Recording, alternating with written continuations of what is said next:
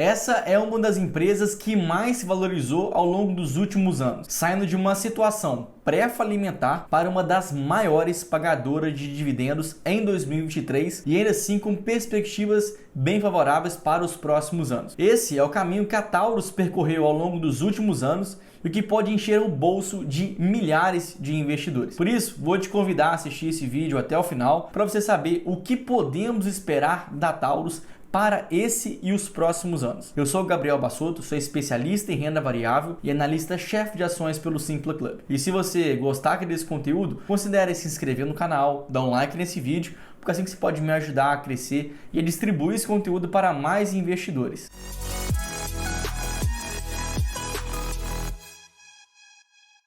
Antes de tudo, é muito importante fazer um comentário para entender os resultados mais recentes que a empresa divulgou. Quando a gente pega somente o retrato, que foi o quarto trimestre de 2022, e compara com o mesmo trimestre do ano anterior, a gente pode ver uma queda bem alta realmente, mas quando a gente começa agora a pegar o retrato do ano inteiro de 2022, comparando com o ano anterior, a gente vê que a queda, por mais que tenha existido, ainda assim não foi tão grande quanto somente comparação trimestral. Isso tudo porque envolve uma base comparativa muito grande. Lá no quarto trimestre de 2021, a empresa teve resultados fantásticos e quando a gente compara um trimestre fantástico com outro que foi bom, mas talvez não tão bom quanto esse outro anterior, acaba que a gente pode começar a tomar falsas conclusões de que a empresa piorou, de que a empresa não é tão boa, o que não é nada disso. Isso porque a demanda por armas em 2021 foi muito fora da curva. Foi realmente um recorde que a empresa vivenciou ao longo de toda a sua história. Tanto que envolve questões ligadas à pandemia, onde os americanos, que é o principal mercado consumidor da Taurus, tiveram uma grande corrida por armamento,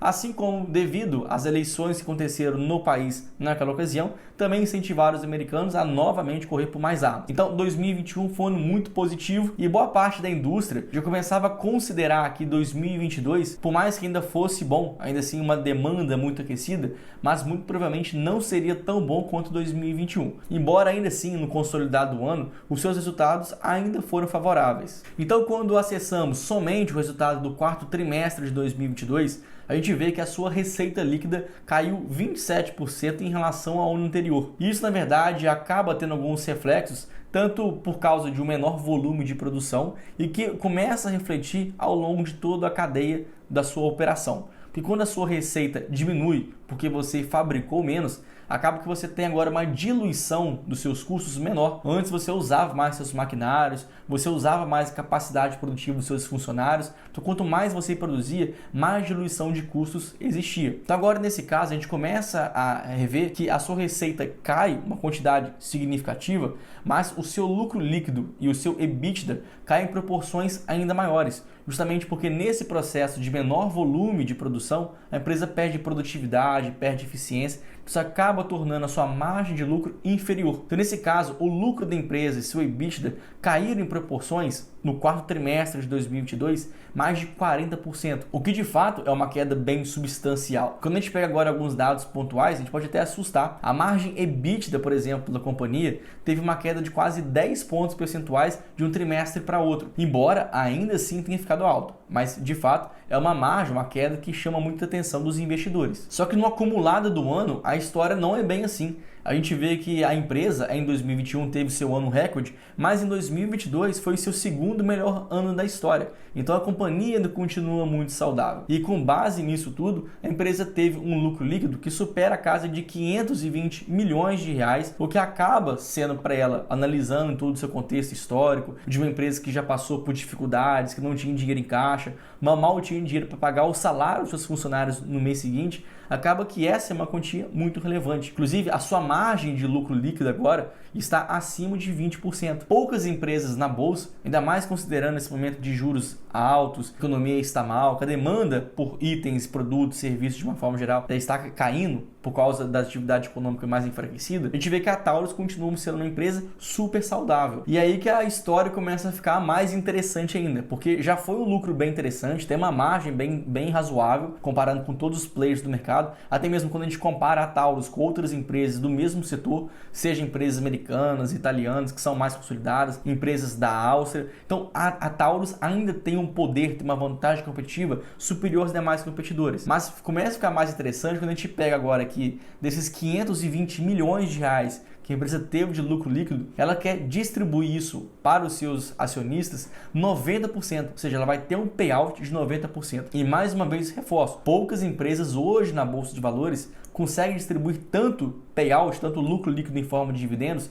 quanto a Taurus. E mais bacana ainda porque a empresa continua distribuindo dividendos, mesmo tendo algumas perspectivas de crescimento favoráveis. Que a gente costuma ver, por exemplo, empresas que têm novos projetos, novas tecnologias, novos produtos e serviços a serem lançados, elas costumam distribuir menos dividendos porque elas precisam reinjetar o dinheiro nelas próprias. Então com a Taurus isso começa a ficar diferente. A empresa se tornou tão lucrativa, tão rentável, com a geração de caixa tão favorável, que mesmo ela tendo vários projetos onde ela poderia fazer seus investimentos, ela ainda tem capacidade de distribuir grande parte do seu lucro líquido em forma de proventos. Então, para as próximas semanas, a gente pode ver que os dividendos que vão cair diretamente na conta dos investidores vai girar algo ao redor entre 1,29 por ação ou 1,30 por ação. O que, considerando o preço atual das suas ações, isso daria um dividend yield equivalente de pouco mais de 9%. É até curioso porque se a gente pegar somente esse valor bruto, ele é até mesmo inferior ao ano de 2022 que foi distribuído. Só que aqui que está a grande virada de chave, porque esse valor que a empresa vai distribuir corresponde a apenas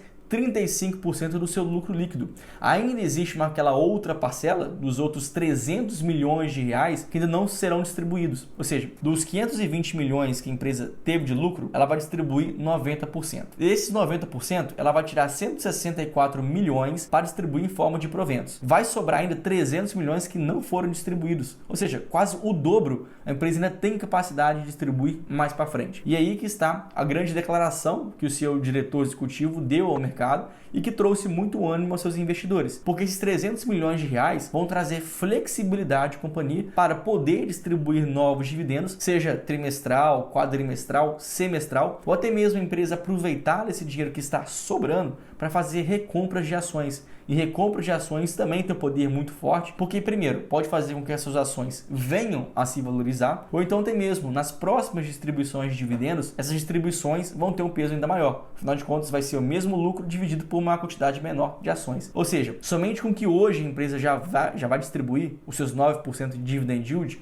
já é muito bacana, já é muito interessante, considerando a média da indústria, mas a empresa tem mais o dobro ainda para distribuir. Ou seja, tomando como conta de padaria, seus 9% de dividend yield, mais talvez 18% ou 17% que ela pode distribuir mais para frente, seria um dividend yield na casa de 26% a 27% ao ano, o que é muita coisa. Vou apenas reforçar que esses 300 milhões ainda não tem destino, não tem data para quando de fato vão virar dividendos e recompra de ações, mas o que a gente pode acompanhar é que até o final desse ano, a empresa vai converter isso de alguma forma, de alguma remuneração para os investidores. E assim vai acontecer para 2024, quando a empresa vai distribuir os seus dividendos de acordo com o lucro que ela teve em 2023. Então olha só, esse ano agora já foi muito positivo, já vai ter uma distribuição bem saudável, mas para o próximo ano isso pode ficar ainda melhor, porque a empresa está embarcando em novos projetos que podem novamente agregar mais faturamento, e mais faturamento vai se converter em mais lucro e mais dividendos consequentemente. O primeiro ponto se refere à grande perspectiva que a empresa pode destravar no curto prazo, que se refere ao edital de mais de 400 mil fuzis que a Índia vai demandar ali para a partir de 2024, com que as vendas, a produção e as vendas de armas, principalmente de armas longas, que são ainda mais caras, tem mais valor agregado, possa realmente significar um aumento de faturamento muito grande para a empresa. Até porque isso vai significar também a entrada da Taurus em um mercado muito grande, pensando que a Índia pode se tornar ainda esse ano também o país mais populoso do mundo. Então existe um mercado endereçado gigantesco e que a empresa aos poucos já pode começar a entrar. E mesmo que a empresa não venha ganhar esse edital que vai acontecer em maio, a empresa ainda tem outras perspectivas saudáveis, inclusive. O segundo ponto, então, que o seu próprio diretor também trouxe na sua reunião mais recente, se refere à entrada da Taurus em um novo segmento, porque até então a companhia era muito focada em vendas de armas para civis no mercado norte-americano. Esse é o grande foco da companhia até então. Mas talvez sabendo que a população americana já está muito armada, já tem ali um estoque de armas forte, a empresa agora começa a produzir e desenvolver tecnologias para vender armas para as polícias. Obviamente a empresa ainda não tem um portfólio de armas tão grande quanto outras competidoras, que já estão mais acostumados ao mercado norte-americano, mas aos poucos ela vem desenvolvendo e ela sabe que ela tem capacidade, que ela tem know-how e ela já conhece de fato, né, o mercado norte-americano e que ela pode talvez ter ali uma produção e uma venda de mais de 1.200 revólveres e pistolas aí para os próximos períodos. Então por isso tudo a gente vê cada vez mais que a Taurus deixou há muito tempo de ser uma empresa de um ciclo vicioso, que tinha problemas graves na sua linha de produção, tinha um endividamento estrondoso, para uma companhia que tem perspectiva de crescimento e ele assim tem uma capacidade de distribuir dividendos fantástica. Então essa é a nova realidade da Taurus. Chegamos então ao final desse vídeo, eu espero que você tenha gostado do conteúdo e que, em caso positivo, eu vou te convidar a curtir esse material, dar um like nesse vídeo, para assim que você pode me ajudar a crescer e distribuir esse conteúdo para mais investidores. Eu agradeço muito a sua atenção e espero você na próxima. Valeu!